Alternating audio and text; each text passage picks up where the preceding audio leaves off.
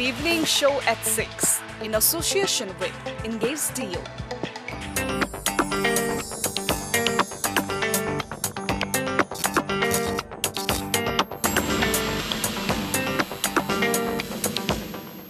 Good evening, ladies and gentlemen. Welcome to a brand new episode of the Evening Show at 6 in association with HADAD-ZE. I am Sadiksha Shrestha, and today I am very excited and honored to be talking to Mr. Faris Hadad-Zervos, the country manager of the World Bank in Nepal. Welcome to the show, Faris. Thank you. Thanks for having me. It's a pleasure having you here. So it's been almost a year that you're in Nepal, right? Yes, it has been 13 months. So how is your perception about Nepal? How do you take Nepal? Well, I was always had a positive sort of view, positive take on Nepal even before I'd shown up because I had read so much, and of course it's a country that captures the imagination. So I've come here, I have not been disappointed. It's an excellent, beautiful country. I think, you know, the scenery, topography, and the people, the tapestry, it's a rich tapestry of people that can't be matched. I think Nepal is a place of very resilient people who have undergone significant challenges, yet they continue to prevail. And, you know, it's a country of massive opportunities, and this is why we're here. So that's a very positive note. Faris, so when it comes to the World Bank, there's a lot of projects that World Bank is doing in Nepal as well. Could you elaborate on some and, you know, let our audience know what are the major projects that are happening? Well, I mean, it's timely. This year is very timely, and I'm very happy to have been here because this is the 50-year anniversary of our relationship. It sounds very romantic. I don't know if that's a diamond ring or something, but it's a 50-year anniversary. We were here, our first project was actually in 1969. Wow. And we are a trusted partner to the people and government of Nepal. We've been here for 50. In fact, the first project of the World Bank was in telecommunications. Okay. And then we moved on to bridges, and now we have a very big portfolio, almost $3 billion in 24 projects. It ranges from health to education to energy to roads.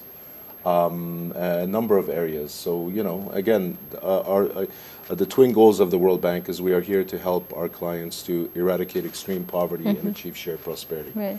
So our projects, whether it's financing, technical assistance, policy advice, goes across all the needs of the country. So 24 projects, quite eclectic, but... So 50 years of World Bank being a partner of sort to Nepal, and so many projects over these years as well, and so many of them have also shown really substantial changes as well when it comes to the areas that you've mentioned as well, development, especially infrastructure development as well, especially in partnership with government. On the 5th and 6th of June, if I'm not wrong, there's a Bhutan-Nepal Human Capital Forum that is about to take place. So could you explain a bit on what are the outcomes that we expect from this forum, and what is the call to action? Yes, indeed there is. Thank you for raising that. I mean, we are actually, the governments of Nepal and Bhutan are hosting this Human Capital Forum on the 5th and 6th of June, and we're very honored to be co-hosts with them. So it's a wonderful opportunity. It's going to be here in Kathmandu, and it's a very important thing. And basically, you know, we all of us know human capital, very important. But you think about it, and you actually started your question very well. That is why we're here. We're here to support the development of the Nepali people and the nation of Nepal, and Bhutan and elsewhere. So if you think about it, and we talked about infrastructure, the basic development formula of any country is you want to increase opportunities, income, etc. And there's a lot of investment. So you have two types of infrastructure, basically. Physical infrastructure, you have the roads, you have the telecommunications, you have the power plants, you have etc. And then you have the other one, which is a very valuable infrastructure, and that is the people of a country. And so this is basically what the human capital principle is. It is basically centered around people. But specifically, and what makes it a little bit different, is it's centered around youth, young people, and children. And the idea is, what is it that we can invest now? We tend to view human capital as, you know, taking a young adult, training her or training him, taking them to school, taking them to training, and then making sure they're excellent laborers or professionals. But the reality is the investment in a youth actually starts even before they are born. Really? Right. It's a holistic approach. The idea is, right now, if you want to have, or 25 years from now, you want to have a cadre of Nepalis that are world competitive, that can compete everywhere. What is it that you need to invest now? All right. And I would argue that is in health, prenatal health. Yes. And once they are born, postnatal, neonatal health, access to nutrition, avoiding of stunting, addressing issues like deworming. So you want to get a child that is able to learn, right, from day one. Yes. And that is an issue of nutrition, access to health, etc. When they go to school, you want to ensure that they have the right education Right. and the quality of education Yes. is good. Once they leave school, you want to make sure, even before that, they have access to training, so when they enter into a labor market, they can compete. So it's the same story, but a completely different take on it. And it's focusing on not even day one, not even day zero, day minus Right. 6 on development. And that's the principle here. Yes, that's fantastic, because when you actually look at human capital, there are a lot of people in Nepal also who are upset and who argue about, you know, the brain and the brawn of Nepal going outside of Nepal as well. And even the people who do go outside, like you just mentioned, the young people, the youth of Nepal also complain that they don't really have opportunities here, or Nepal really can't give them anything. And that's the reason that they go out. Whereas a lot of people who set up industries here would want them to come back and, you know, sort of work here as well, and are trying to grow their industries, but complain again that they don't have the necessary manpower. So we definitely think that this will be able to shed light on all the areas that need discussions, change in policies, and all of that as well. So we'll continue this conversation with Faris. Don't go anywhere. Be right back here at the Evening Show at 6 in association with Engage DO. The Evening Show at 6 in association with Engage DO.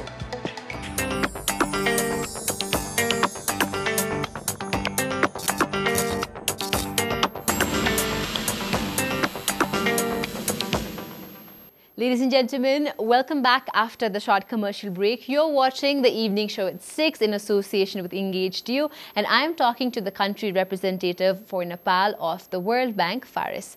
So Faris, we're talking about how infrastructure and the human capital, they're related.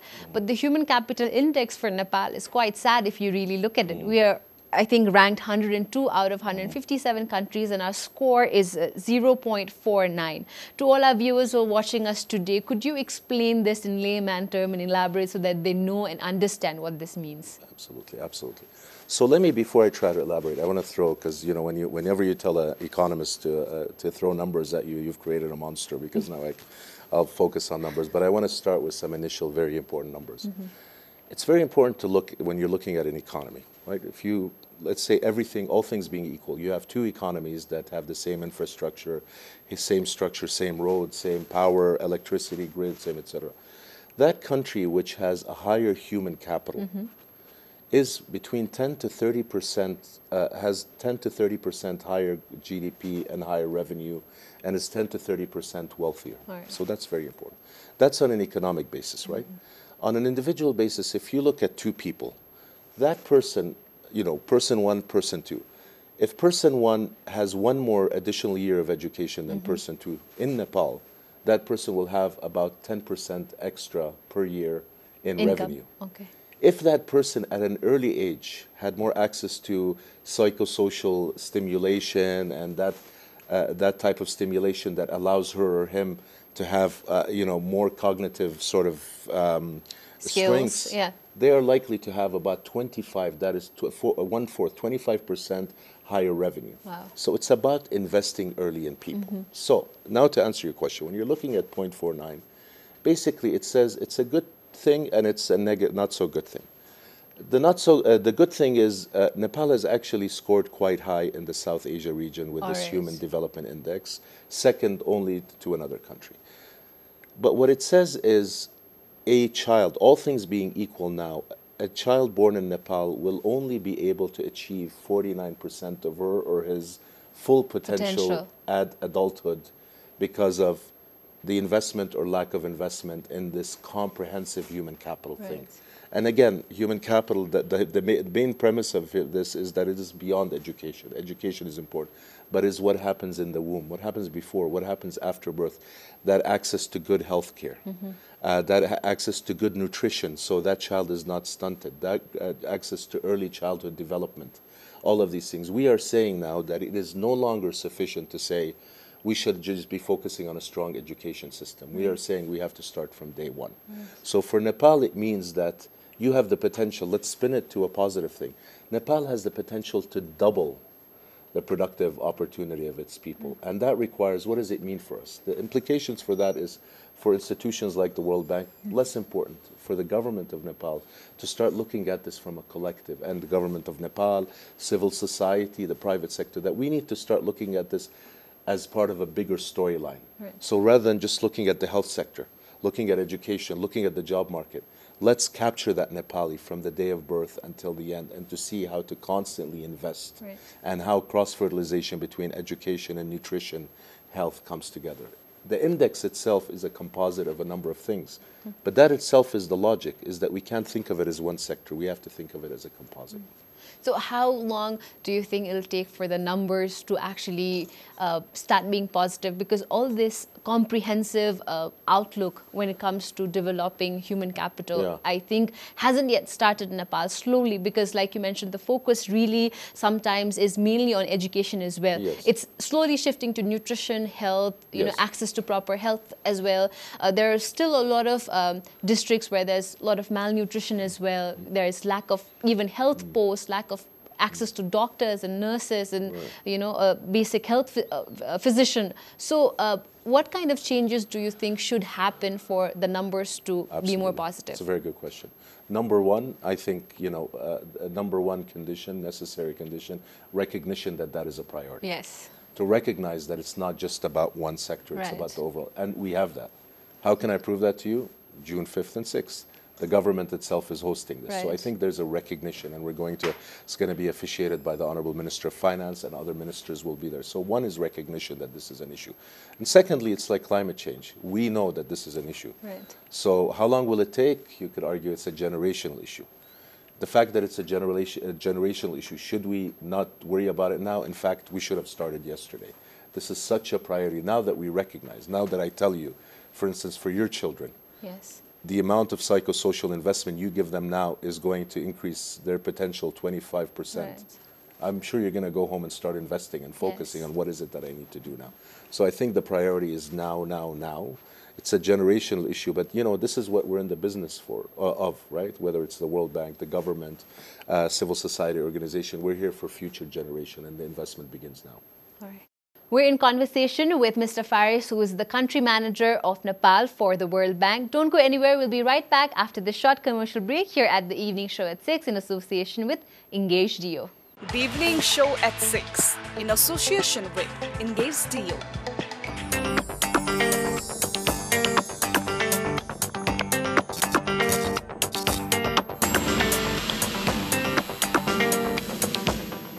Ladies and gentlemen, welcome back after that short commercial break. You're watching the Evening Show at 6 in association with HADAD-ZE.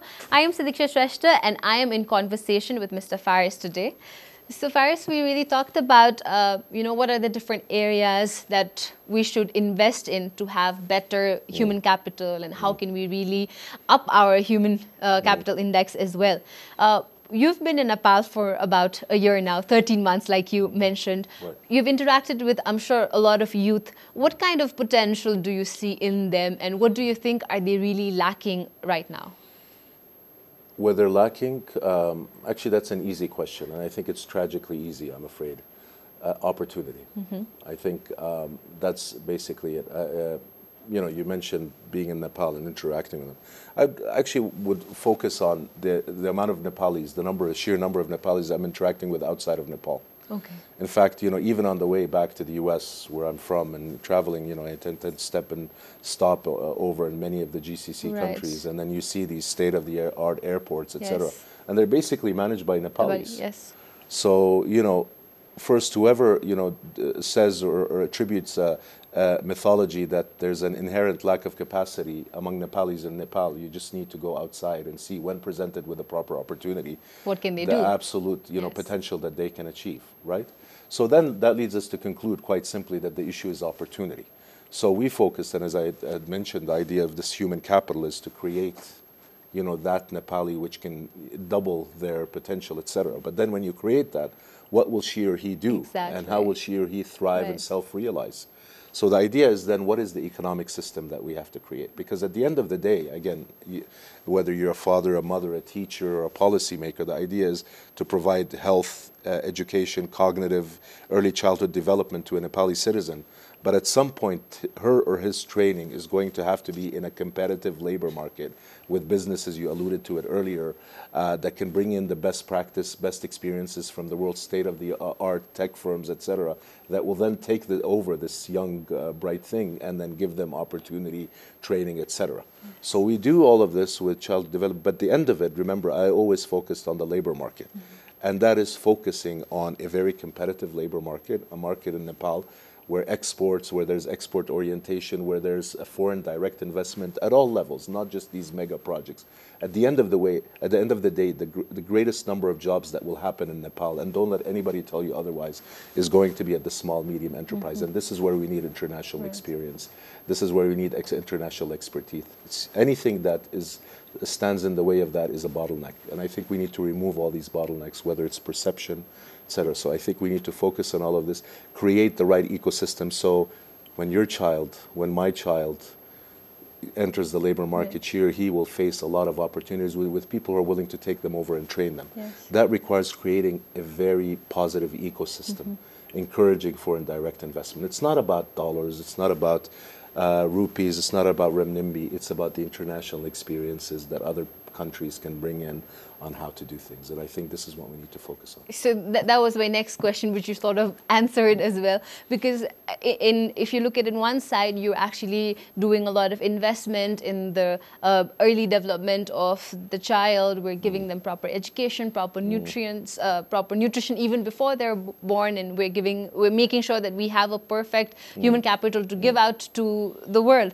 But then again, if Nepal itself cannot really offer them opportunities, then we would, as a country, again be losing, these perfect human capital that we're sort of developing as well. So I think there needs to be an ecosystem, like you mentioned, where these Nepalis do get an opportunity to fight and show their talents amongst, in a competitive market as well. But in Nepal as well, if they would like to stay back, they need to have that world-class opportunity as well. They need to be able to fight in the same way that they would if they decided to go out, right? So what do you think is some of the hindrances that are in Nepal that is, let's say lacking or creating this problem when it comes to maybe a favorable condition for small, medium enterprises, be it for foreign investment as well? So can you maybe elaborate, say something on that?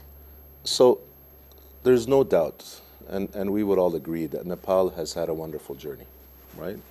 A country and full of people that are resilient, that have managed to weather massive shocks, whether it's the earthquake, whether it's the floods, a period of conflict. You have a new constitution. So there's no doubt that Nepal's story, past to now and now to future, is a very positive one, right? So that's very important. In today's world, and this is me being very honest, that only matters to us and Nepalis. Okay. An investor could not care less.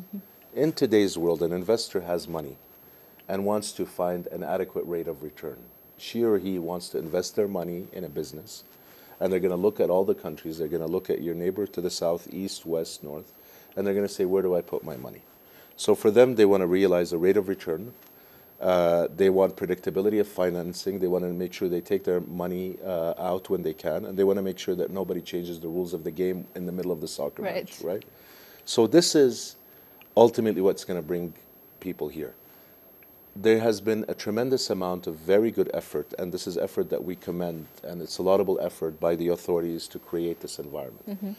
And investment, and we've seen the upcoming, the recent budget with all these projects. This is all necessary. This is all insufficient. We need to create an ecosystem to tell people, you are welcome to bring your money here to create jobs, whether it's a retail, whether it's a big hydropower company, whether it's a small IT business, whether it's a restaurant. All of these are jobs. And then when you open up, then you will have to compete with others. With competition comes leaner muscles. With competition comes quicker thinking. And this is what the Nepalis. So we can, and we will support the creation of this, this Gurkha mentality. You have exported soldiers and bravery and management. So we're going to create this, but then we have to give them something to do. That's the important thing. And that comes from having a very friendly business environment and very clear messages on the business environment. like you said, there have been a lot of positive changes when it comes to policy reforms, showing to the world that the time for Nepal is now, you know, even with the Right Honorable Prime Minister's message that, you know, the time for Nepal is now. It's a favorable situation. They've, with arms wide open, they have welcomed all the foreign investment, tried to create a suitable, favorable environment for them as well. So we definitely hope that with this work that's happening in terms of the changes in policy from the government side, trying to create a favorable environment, and the work from different organizations when it comes to creating and building a perfect, capable human capital, that Nepal would look forward to better future, better tomorrows as well. So we will continue this lovely conversation with Mr. Faris, who is the country manager, Nepal, at the World Bank. Don't go anywhere. We'll be right back after this last commercial break here at The Evening Show at 6 in association with Engage.io. The Evening Show at 6 in association with Engage.io.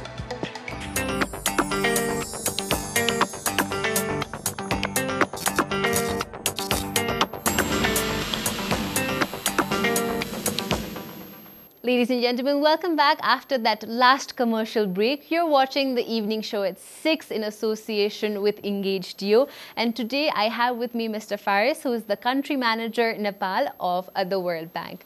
So Faris, we really talked about, you know, in general, what is human capital all about, the human capital index for Nepal, the different projects that the World Bank has been doing. But to someone who's watching us at home, if you had to tell them how can they be a part of developing better human capital, what is it that a mother and a father can do? A school teacher, you know, somebody who has an enterprise, you know, how can they be a part of this better tomorrow, let's say? Thanks. Well, that's a very good question. It's a profound question, and it's elegantly easy, but frighteningly complicated. I think at the end of the day, you know, you have the Nepali citizen that happens to be a citizen, happens to be a mother, a father, a teacher, an employer, an employee, somebody who's walking on the street. And I think in every society, particularly societies such as Nepal, which is a democratic society where the government, having been here for 13 months, is very clear. It's very clear to me. A government wants to listen to the needs of the people and is earnest about, you know, improving the lives of its people. I think one is to exercise your right as a citizen first. So we talk about a citizen. And at two levels. One is to always ask your representative to sort of engage, ask questions, not only about the quality of education my children are achieving, but the quality of the teachers. Whether the teachers themselves, who are part of the human capital, right? Whether they are themselves receiving the proper training. Healthcare providers. This is a new federal Nepal. So is this something that focuses on the Kathmandu Valley? What about in the 7 corners of Nepal? Are they having access? So as a citizen, one must act and ask what is happening, and always ask your representative what is happening. The other part is the citizen, and no, let me go back to the parent. The parent is, there's a lot that can happen now, and we talked about this earlier. There is a lot that can be done to educate oneself, to see that most of the education actually also happens outside of the school. And that is in terms of psychosocial development, interaction with other kids. It's a recognition by the parent that their child will not only learn from these books, but also how to engage with social settings, how to problem solve. And in that is an important social capital issue. There was, I won't go into this, this is another region in the Middle East, and it's a political, but at some point they asked one person, how do you know if your country is developing, or this country? They said, the moment I see people waiting in line for a loaf of bread rather than going over each other, then we know we're on a path to development. So inculcating in your child a sense of social capital, throwing stuff on the floor, waiting in line, things of that sort. These are things that are now really part of the new world. So I think focusing on that, as an employer, inculcating, you know, good practices, making sure you spend enough money on training and things of that sort. So the bottom line is, you have a role as a citizen, you have a role as a parent, you have a role as a teacher, and you have a role in building social capital. How we behave with each other in the street, in the market, is also a sign of human capital as well. Yes, definitely. So I definitely wish the World Bank all the very best for the Human Capital Forum as well. We really hope that this initiative that has been taken with the World Bank and the government itself really has positive outcomes that can give us, a concrete direction towards moving forward, and projects and outcomes that will really help in developing and bettering the Human Capital Index of Nepal as well. And thank you so much for being a lovely guest here. Thank you for having me. Thank you so much. That was very nice. So I hope that all the viewers who are watching us tonight also got a chance to learn more about what human capital is and how can we be a part of creating a better human capital. With this, I'm Sadiksha taking your leave for this week's The Evening Show at 6. I'll definitely see you guys next week. Till then, take care and good night. The Evening Show at 6 in association with HADAD-ZE.